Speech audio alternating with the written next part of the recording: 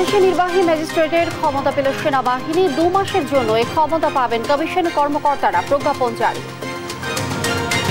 অন্তর্বর্তী সরকারকে ব্যর্থ হতে দেওয়া যাবে না বললেন তারেক রহমান। সংস্কারের পথ ধরে নির্বাচনের রোড ম্যাপে ওঠার আশাবাদ। সংস্কার কার্যক্রমের পথ ধরে নির্বাচনী রোড ম্যাপে উঠবে আমাদের প্রিয় বাংলাদেশ। সুতরাং আসুন আমরা সবাই কাজের মাধ্যমে জনগণের বিশ্বাস, জনগণের ভালোবাসা অর্জন করি। ছাত্র আন্দোলনের সমর্থন দিয়ে শেষ দিকে পূর্ণ শক্তি নিয়ে মাঠে ছিল জামায়াত। দাবি আমিরের, অন্তর্বর্তী সরকারকে দেয়া হবে সময়। জুলাই শহীদ স্মৃতি ফাউন্ডেশনে 100 কোটি টাকার অনুদান। শহীদ পরিবার ও আহতদের দেয়া হবে এককালীন ও মাসিক সহায়তা। বাংলাদেশিদের সুখবর দিল মালয়েশিয়া। বন্ধ থাকা কলিং ভিসা আবারও চালু, জানালো হাই কমিশন। উচ্ছ্বসিত প্রবাসীরা। এবং লেবাননে পেজার বিস্ফোরণে নিহত 9, আহত 3000। বন্ধ ইন্টারনেট। ইসরায়েলকে কড়া হুঁশিয়ারি হিজবুল্লাহর।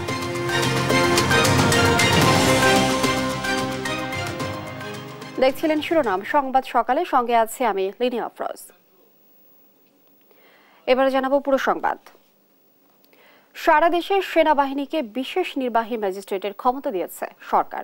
সেনাবাহিনীর কমিশন প্রাপ্ত কর্মকর্তাদের এই ক্ষমতা দেওয়া হয়েছে। মঙ্গলবার জনপ্রশাসন মন্ত্রণালয়ের এক প্রজ্ঞাপনে এই সিদ্ধান্ত জানানো হয়। আগামী 2 মাস এই সিদ্ধান্ত বলবৎ থাকবে। কোটা সংস্কার আন্দোলন ঘিরে ঢাকা সহ সারা দেশে সংঘর্ষ ছড়িয়ে পড়লে গত 19 জুলাই দিবাগত রাতে সারা দেশে সেনাবাহিনী মোতায়েন ও কারফিউ জারি করেছিল তৎকালীন সরকার। এরপর ছাত্র জনতার অভ্যুত্থানে 5 আগস্ট আওয়ামী লীগ সরকারের পতন হয়। 8 আগস্ট ডক্টর মোহাম্মদ ইউনূসের নেতৃত্বে অন্তর্বর্তী সরকার গঠিত হয়। বিদ্যমান পরিস্থিতিতে এখনও সারা দেশে মোতায়েন রয়েছে সেনাবাহিনী। এবার দেয়া হলো নির্বাহী ম্যাজিস্ট্রেটের ক্ষমতা।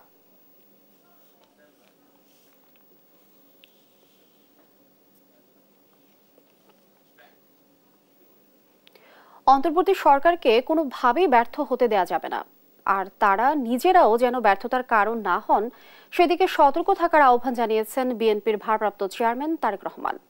রাজধানীর নয়াপল্টনে আয়োজিত গণসমাবেশে তিনি আশঙ্কা জানান, সরকার অগ্রাধিকার ভিত্তিতে ব্যবস্থা না নিলে পলাতক স্বৈরাচারী দল আওয়ামী লীগ আবারও সুযোগ নিতে পারে। সাইফুর রিপনের প্রতিবেদন। আন্তর্জাতিক গণতন্ত্র দিবস উপলক্ষে গণতন্ত্র রক্ষায় মঙ্গলবার বিএনপির কেন্দ্রীয় কার্যালয়ের সামনে আয়োজন করা হয় জনসমাবেশ। দুপুর 2টায় জনসমাবেশ শুরু হওয়ার কথা থাকলেও নির্ধারিত সময়ের আগেই কানায় কানায় পূর্ণ হয়ে ওঠে জনসভাস্থল। ব্যানার, ফেস্টুন আর মাথায় নানা রঙের ক্যাপ পরে খণ্ড খণ্ড মিছিল নিয়ে জনসভায় সামিল হন বিভিন্ন ইউনিটের নেতাকর্মীরা। গানে গানে মঞ্চ মাতিয়ে তোলে শিল্পীরাও।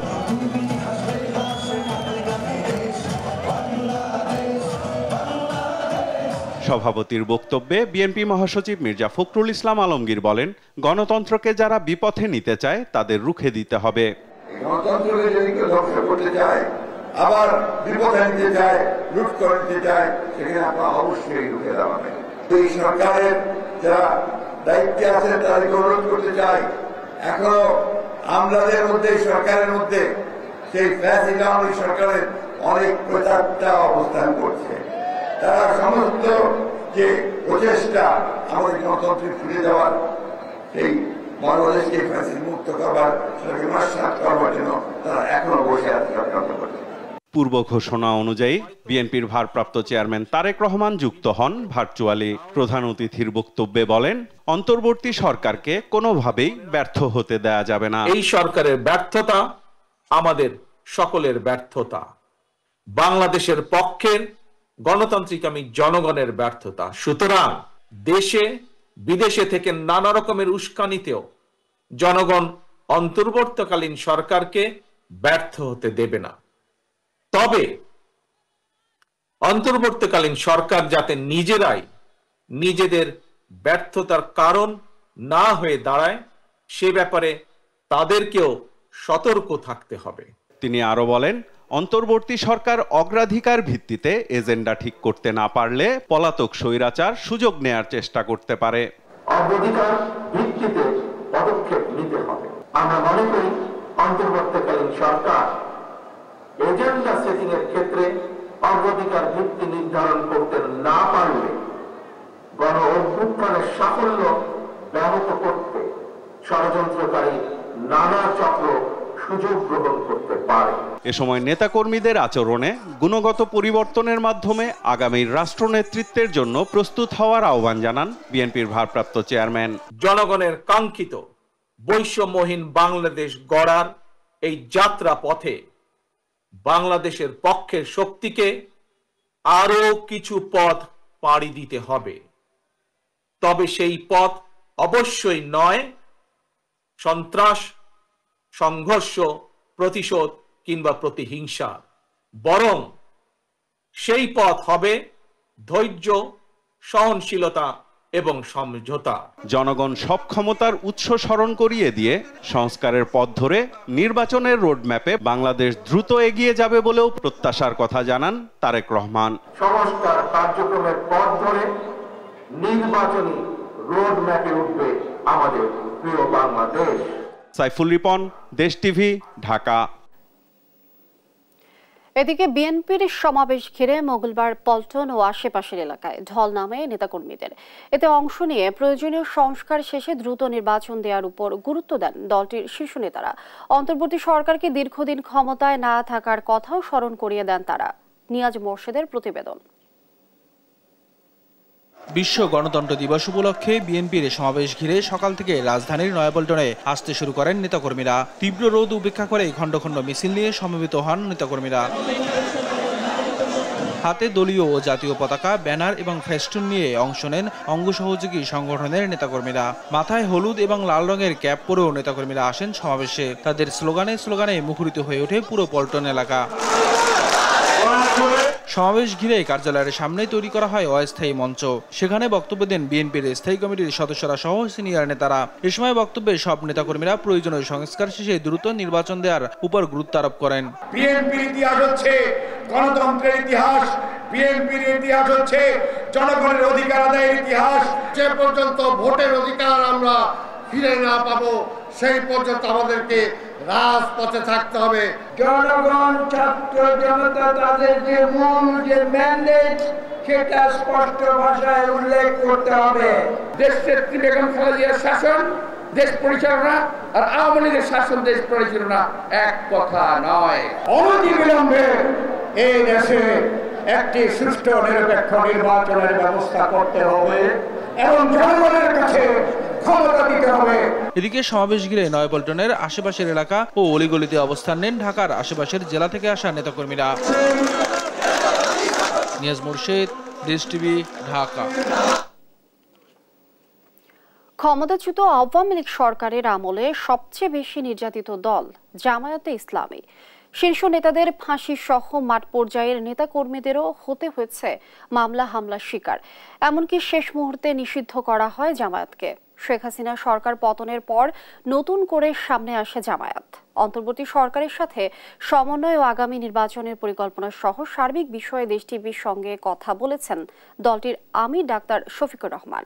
শাহিদুজ্জামান সাকিবের প্রতিবেদন। দেশের সার্বিক পরিস্থিতি ও দলের ভবিষ্যৎ পরিকল্পনা নিয়ে দেশ টিভির সঙ্গে কথা বলেন বাংলাদেশ জামায়াতে ইসলামীর আমির ডাক্তার শফিকুর রহমান। বলেন, দেশের স্বার্থে আপোষহীন থাকায় নানা সময়ে নির্যাতিত হয়েছে জামায়াত। কোনো অন্যায়ের কাছে আমরা কখনো মাথা নত করিনি, যেহেতু আমরা আমাদের নীতি নৈতিকতায় ছিলাম আপোষহীন। আমাদের বিরুদ্ধে অনেক অভিযোগই দেওয়া হয়েছে, কিন্তু একটা অভিযোগও তারা প্রমাণ করার কোনো সাহস করেনি। 1-2 করে আমাদের 11 জন নেতাকে ঠান্ডা মাথায় বিচারের নামে প্রহসন করে হত্যা করা হয়েছে, সম্পূর্ণ মিথ্যা অভিযোগ। 40-42 বছর যাদের বিরুদ্ধে কোনো অভিযোগ ছিল না, হয়তো এর বিচার একদিন এই বাংলার মাটিতে আবার হবে। আর বাংলার মাটিতে নাই যদি হয়, তাহলে আদালতে আখিরাতে তো বিচার অবশ্যই হবে। যে ক্ষতি আমাদের হয়েছে সংগঠনে, সেটা অপূরণীয়। বৈষম্য বিরোধী ছাত্র আন্দোলনের শেষের দিকে দল পূর্ণ শক্তি নিয়ে মাঠে ছিল বলে জানান জামায়াতের আমির। মানুষ এসেছিল ডু অর ডাই, যে এই জালিমদেরকে আর কোনোভাবেই এলাও করা যায় না। এই জন্য আলহামদুলিল্লাহ শেষের দিকে আমাদের এবং আমাদের জানামত ইসলামী ছাত্র শিবিরের পূর্ণ শক্তিতেই আমাদের অংশগ্রহণ ছিল, যেমনটা অন্যান্য দলের ছিল। তারা দেখেছেন ইতিমধ্যে জাতি, ধর্ম, দল, মত নির্বিশেষে যারা আন্দোলনে অংশগ্রহণ করে দুনিয়া থেকে বিদায় নিয়েছে, আমরা যাদেরই সন্ধান পেয়েছি তাদের সকলের ঘর বাড়িতে আমরা চলে গিয়েছি। নির্বাচন প্রসঙ্গে কথা বলেন জামায়াত আমির। প্রয়োজনীয় সব সংস্কারের আগ পর্যন্ত অন্তর্বর্তী সরকারকে সময় দিতে চায় দলটি। এই সরকার যেহেতু জনগণের ধারাই বসেছে, তারা নিজের চেয়ে নিয়ে বসেনি, এই জন্যে আমরা চাই যে এই সরকারটা কিছু মৌলিক সংস্কারের কাজ করে একটা সুষ্ঠু নির্বাচন যত তাড়াতাড়ি সম্ভব তারা এখানে আয়োজন করে জনগণকে একটা সুষ্ঠু নির্বাচনের পথ খুলে দিয়ে তারা এখান থেকে বিদায় নেবে। অর্থনীতির যে বিধ্বস্ত হালত, ব্যাংকগুলোর যে করুণ দশা, আর্থিক প্রতিষ্ঠান যে ধ্বংসের মুখোমুখি, সেই বিষয়গুলোকে আমাদের বিবেচনায় আনতে হবে। তবে এর জন্য বিস্তর সময় নেওয়া তাদের ঠিক হবে না। এই ক্ষেত্রে সবার দায়িত্ব রয়েছে তাদেরকে সহযোগিতা করার, শুধু আমাদের একার না। আমরা মনে করি দেশের স্বার্থে, জাতির স্বার্থেই তাদের ন্যায়সঙ্গত কাজগুলোতে সকলেরই সমর্থন দেওয়া উচিত, সহযোগিতা করা উচিত। নারী ও ভিন্ন ধর্মাবলম্বীদের বিষয়ে দলের দৃষ্টিভঙ্গি নিয়েও কথা বলেন জামায়াতের শীর্ষ নেতা। নারীরা কারা? তারা তো মায়ের জাত, আমারও তো মা আছে। তারা বোনের জাত, আমারও তো বোন আছে। তারা মেয়ের জাত, আমারও তো মেয়ে আছে। তা আমরা কি আমাদের মেয়েদের সাথে, বোনদের সাথে, মাদের সাথে সেই আচরণ করি? আর ইসলাম কারো উপর জোর জবরদস্তি খাটায় না। লা ইউকাল্লিফুল্লাহু নাফসান ইল্লা উসাহা। আল্লাহ তাআলা মানুষের সাধ্যের বাইরে কারো উপর একটা ঘাসও চাপান না। লা ইকরাহা ফিদ্দিন।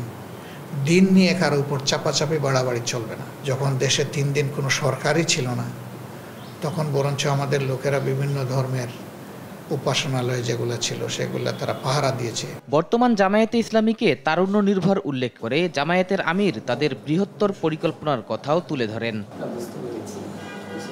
শাহিদুজ্জামান সাকিব, দেশ টিভি, ঢাকা। 100 কোটি টাকা অনুদান দিয়ে যাত্রা শুরু করলো জুলাই শহীদ স্মৃতি ফাউন্ডেশন। মঙ্গলবার সন্ধ্যায় ফরেন একাডেমিতে এক সংবাদ সম্মেলনে এ তথ্য জানিয়েছেন ডাক ও সম্প্রচার উপদেষ্টা নাহিদ ইসলাম।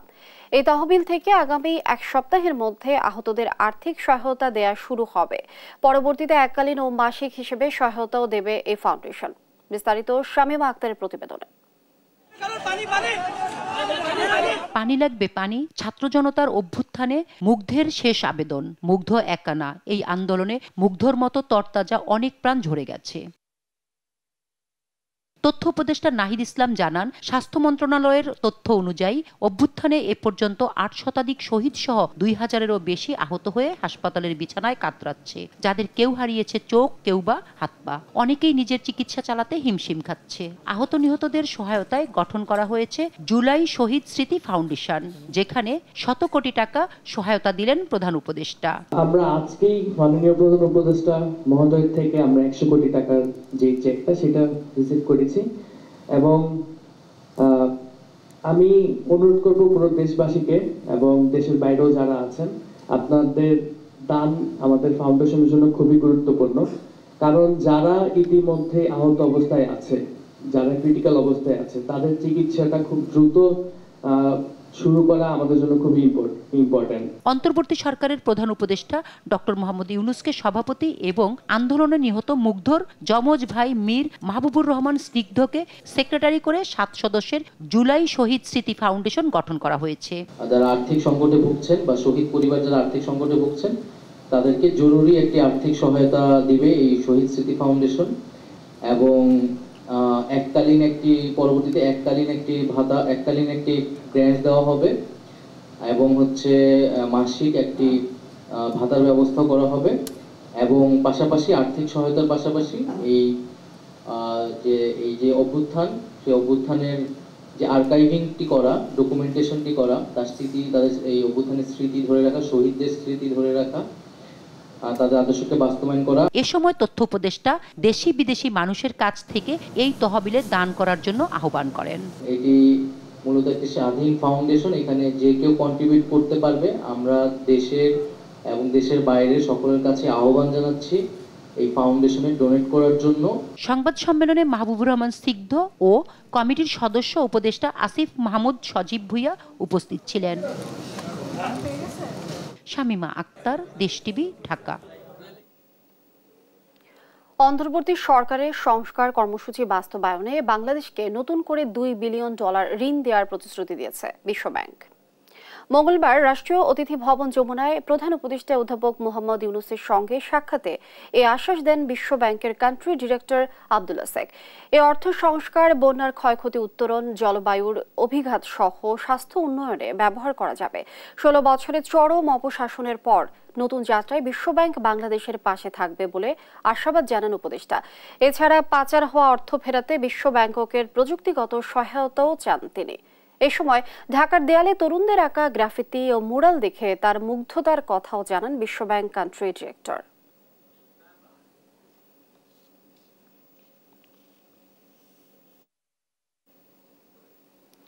শেখ হাসিনা ভারতে কোন স্ট্যাটাসে আছেন তা এখনো জানতে চায়নি অন্তর্বর্তী সরকার। এমন মন্তব্য করেন পররাষ্ট্র উপদেষ্টা তৌহিদ হোসেন। জাতিসংঘের ফ্যাক্ট ফাইন্ডিং দলের 2 জন সদস্যের সাথে বৈঠকের পর তিনি বলেন, গোপনীয়তা বজায় রেখে শীঘ্রই কাজ শুরু করবেন তারা। এক্ষেত্রে তাদের সর্বোচ্চ সহযোগিতা করতে প্রস্তুত বর্তমান সরকার। বিস্তারিত জান্নাতুল মোহনার প্রতিবেদনে। 1 জুলাই থেকে 15 আগস্ট বৈষম্য বিরোধী ছাত্র আন্দোলন চলাকালে সংঘটিত মানবাধিকার লঙ্ঘনের ঘটনার একটি স্বাধীন ও নিরপেক্ষ তদন্ত পরিচালনা করতে বাংলাদেশে এসেছে জাতিসংঘের ফ্যাক্ট ফাইন্ডিং দল। মঙ্গলবার সকালে পররাষ্ট্র উপদেষ্টার সাথে সাক্ষাৎ করতে মন্ত্রণালয়ে আসেন দলটির 2 জন সদস্য। বৈঠক শেষে পররাষ্ট্র উপদেষ্টা জানান, ফ্যাক্ট ফাইন্ডিং দল এখনো শুরু করেননি কাজ। তাদের সব ধরনের সহযোগিতার জন্য প্রস্তুত বর্তমান সরকার। দলটি স্বাধীন ও প্রাপ্ত তথ্যের গোপনীয়তা নিশ্চিত করে কাজ করতে আগ্রহী বলেও জানান পররাষ্ট্র উপদেষ্টা। তারা একটু আসলে পাবলিসিটি অ্যাভয়েড করতে চায়, কারণ তারা জিনিসটা কাজ শেষ করার আগে পর্যন্ত এটা নিয়ে তারা কোনো কিছু করতে চায় বলতে চায় না, কারণ আসলে এটা নিয়ে কথাবার্তা হলেই যেটা হবে তাদের কাজ বিঘ্ন সৃষ্টি হবে। আমরা চাচ্ছি যে এটা সম্পূর্ণ নিরপেক্ষ একটি তদন্ত হবে। আমরা ইন্টারফেয়ার করবো না। তাদের কোনো হেল্প লাগলে কোনো এখানে যাবে, সেখানে যদি তাদের নিরাপত্তার ব্যবস্থা করতে হয় অথবা তাদের থাকার কোনো ব্যবস্থা নেই, আমরা হেল্প করতে রাজি আছি। ভারতে শেখ হাসিনার অবস্থান প্রসঙ্গে জানতে চাইলে উপদেষ্টা বলেন, এ নিয়ে ভারতের কাছ থেকে আনুষ্ঠানিকভাবে কোনো তথ্য জানতে চায়নি সরকার। ভারতে শেখ হাসিনার অবস্থানের বিষয়ে আইন দিয়ে সবকিছু চলে না বলেও উল্লেখ করেন এই উপদেষ্টা। সবকিছুই শুধু আইন দিয়ে চলে না। অনেকেই তো মার্কিন যুক্তরাষ্ট্রে গিয়ে 2 বছর থেকে আসছে, তাদের কি 45 দিনের মধ্যে কি তাদের কাগজ সব শেষ হয়ে গেছিল? হয়নি। এখন ভারত সরকার তাকে আশ্রয় দিয়েছে, উনি ওখানে থাকছেন। আমাদেরকে এটা এইভাবেই দেখতে হবে। দেশ ছেড়ে পালিয়ে মঙ্গলবার পর্যন্ত শেখ হাসিনা 43 দিন যাবৎ অবস্থান করছেন ভারতে। জান্নাতুল মোহনা, দেশ টিভি, ঢাকা। বাংলাদেশিদের জন্য আবারও কলিং ভিসা চালু করল মালয়েশিয়া। এর ফলে দেশটির পাম বাগানে শ্রমিক হিসেবে যেতে পারবেন বাংলাদেশি কর্মীরা। এক বিজ্ঞপ্তিতে তথ্য জানিয়েছে দেশটিতে নিযুক্ত বাংলাদেশি হাই কমিশন। মালয়েশিয়ার নিয়োগকারী প্রতিষ্ঠানের উদ্দেশ্যে ম্যানুয়াল পদ্ধতিতে চাহিদাপত্র সত্যায়ন করার ঘোষণার মধ্য দিয়ে বন্ধ থাকা কলিং ভিসা আবারও চালুর বিষয়টি নিশ্চিত করে হাই কমিশন। এমন সিদ্ধান্তের কথা জেনে উৎফুল্ল মালয়েশিয়ার প্রবাসীরা।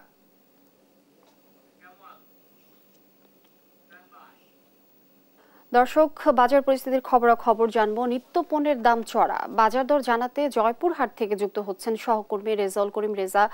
রেজা, আপনি আমাদেরকে জানাবেন বাজার পরিস্থিতির খবরাখবর এবং সেই সাথে দরদাম সম্পর্কেও জানাবেন। হ্যাঁ লিনিয়া, আমি এখন দাঁড়িয়ে আছি জয়পুরহাটের নতুন হাট এলাকায়।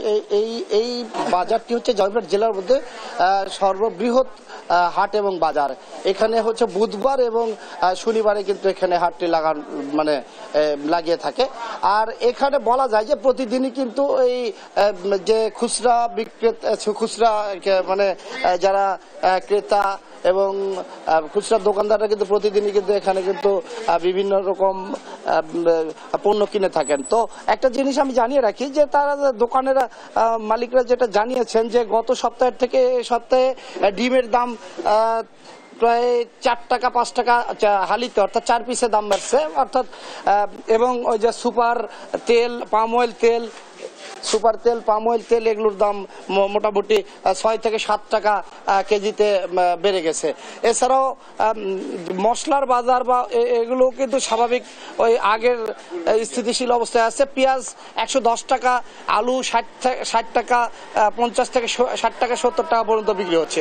তো আর একটা বিষয় আমি জানিয়ে রাখি যে মাছের দাম বলা যায় যে মাছের দাম মোটামুটি একটু বেশি, অর্থাৎ মাছের দাম রুই মানে মিডিয়াম সাইজের হলো 350 থেকে 400 টাকা পর্যন্ত রুই মাছ বিক্রি হচ্ছে। অন্যান্য মাছের দাম এরকম। আর ইলিশ মাছের দাম কিন্তু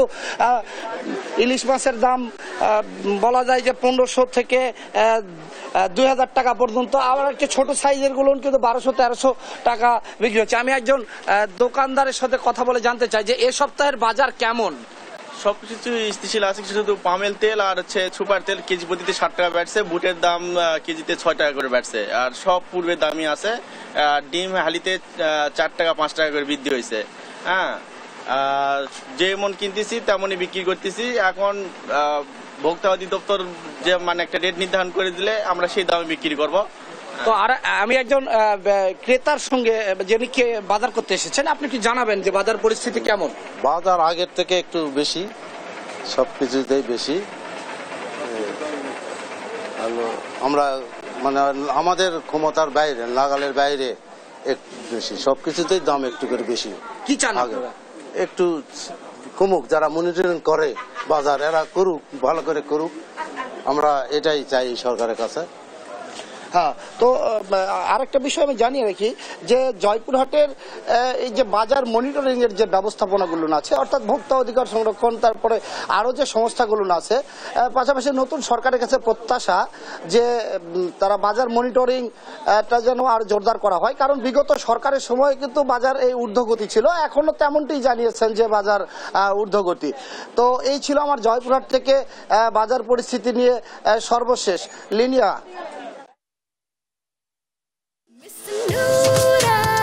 Amazing taste, Mr. Noodles. Enjoy the best. দর্শক, আমরা দেখছিলাম বাজার পরিস্থিতির খবরাখবর। জেলা প্রশাসনের 4.5 একর খাস জমি দখল করে মেলার নামে কোটি কোটি টাকা লুটে নিয়েছেন যশোরের সাবেক পুলিশ সুপার আনিসুর রহমান। এতে পথে বসেছে শত ব্যবসায়ী। রাজনৈতিক পট পরিবর্তনের পর দ্রুত মেলার অপসারণের দাবি জানিয়েছেন ব্যবসায়ীরা। সালাউদ্দিন সাগরের তথ্যচিত্রে ডেস্ক রিপোর্ট। পুলিশের চাকরি মানেই আলাদিনের চেরাগ, আর পদটা যদি হয় পুলিশ সুপার তবে তো কথাই নেই। এই পদ পেয়েই হত্যা, মাদক আর দখলবাজিতে মেতে ওঠেন এসপি আনিসুর রহমান। যশোর শহরের গাড়িখানার 4.5 একর খাস জমি জেলা প্রশাসনের কাছ থেকে বৈধভাবে বরাদ্দ নিয়ে প্রায় 100 বছর ধরে বসবাস করছিলেন 40টি পরিবার। সেখানে কুনজর পড়ে এসপি আনিসের। তার নির্দেশে 2016 সালের 12 ফেব্রুয়ারি গভীর রাতে সেখানে অভিযান চালায় শতাধিক পুলিশ সদস্য। দুর্বৃত্তের বেশে বাসিন্দাদের পিটিয়ে ঘরছাড়া করে তারা। পরদিনই সেখানে পুলিশ ক্লাবের সাইনবোর্ড ঝুলিয়ে দেয় আনিস। ওই জমিতে অনির্দিষ্টকালের জন্য মেলার নামে জায়গা ইজারা দিয়ে ব্যবসা শুরু করে আনিস। এতে পথে বসেছে স্থানীয় ব্যবসায়ীরা।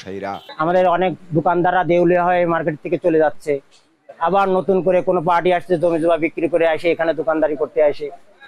তারা যখন ব্যবসা করতে যাচ্ছে ব্যবসা দেখা বেচা কিনা হচ্ছে না।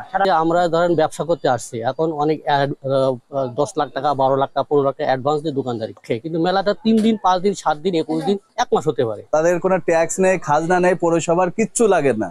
আর আমাদের এই যে আমরা পৌরসভার ট্যাক্স দিচ্ছি, খাজনা দিচ্ছি, সবকিছু দিচ্ছি। জোরপূর্বক দখলকৃত সরকারি জমি থেকে পুলিশের স্থাপনা সরিয়ে নিতে পুলিশ সুপারকে তৎকালীন জেলা প্রশাসক হুমায়ুন কবির চিঠি দিলেও গুরুত্ব দেয়নি এসপি আনিস, বরং পুলিশ ক্লাব নাম বদলে দেয়া হয় পুলিশ প্লাজা। এ নিয়ে পরে মামলা করে জেলা প্রশাসন।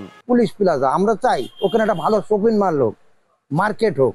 মার্কেট হলে আমরা যারা ব্যবসায়িকরা ওখানে যে আমরা ব্যবসা করতে পারবো। যে আমাদের চলতে হয়, যদি ওই মার্কেটটা এভাবে চলে তাহলে আমাদের জন্য অনেক ক্ষতিকর। বাংলাদেশের প্রত্যেকটা জেলায় মেলা চলে, কিন্তু এটা এমন একটা মেলা যা সারা বছর মানে পুলিশ ক্লাবের পরে লাগছে বাণিজ্য মেলা, এরপর দেশে পুনর, এই টাকাগুলো কোথায় যায়? তো এই লুটপাট হচ্ছে প্রচুর। গেল 9 সেপ্টেম্বর জেলা প্রশাসকের নামে পুলিশ প্লাজার জায়গা রেকর্ড হওয়ায় অবৈধ দখল মুক্ত হতে যাচ্ছে সরকারের 4 একর জমি। এতে স্বস্তি ফিরেছে ব্যবসায়ীদের মনে। অচিরেই চিরচেনা জায়গায় ফিরতে পারবেন বাসিন্দারা। বড় পরিসরে কেনাবেচা করার সুযোগ পাবেন প্রকৃত ব্যবসায়ীরাও। নিউজ ডেস্ক, দেশ টিভি। আসন্ন দুর্গাপূজায় বাংলাদেশের কাছে ইলিশ আবদার করেছে ভারতের ফিশ ইম্পোর্টার অ্যাসোসিয়েশন। এমন সংবাদে মিশ্র প্রতিক্রিয়া দেখা দিয়েছে চাঁদপুরের ক্রেতা বিক্রেতা ও নেটিজেনদের মাঝে। সবার দাবি, যেখানে দেশেই ইলিশের চাহিদা পূরণ সম্ভব হচ্ছে না সেখানে ইলিশ রপ্তানি করা ঠিক হবে না। সহকর্মী শরীফ আহমেদের তথ্যচিত্রে টুম্পা আফরোজের ডেস্ক রিপোর্ট। প্রতি বছর দুর্গাপূজার আগে সেপ্টেম্বরের প্রথম সপ্তাহে বাংলাদেশ থেকে ইলিশ যেত ভারতে। তবে দেশের রাজনৈতিক পট পরিবর্তনের পর ইলিশ রপ্তানি বন্ধ করে দেয় অন্তর্বর্তী সরকার। এর মাঝেই নতুন সরকারের কাছে ইলিশ চেয়ে আবেদন করেছে ভারতের ফিশ ইম্পোর্টার অ্যাসোসিয়েশন। খবরটি গণমাধ্যমে প্রকাশের পর এ নিয়ে শুরু হয়েছে আলোচনা সমালোচনা। ব্যবসায়ীদের দাবি, প্রতি বছর কমছে ইলিশ উৎপাদন, এতে অনেকটাই কঠিন হয়ে পড়েছে দেশীয় চাহিদা পূরণ।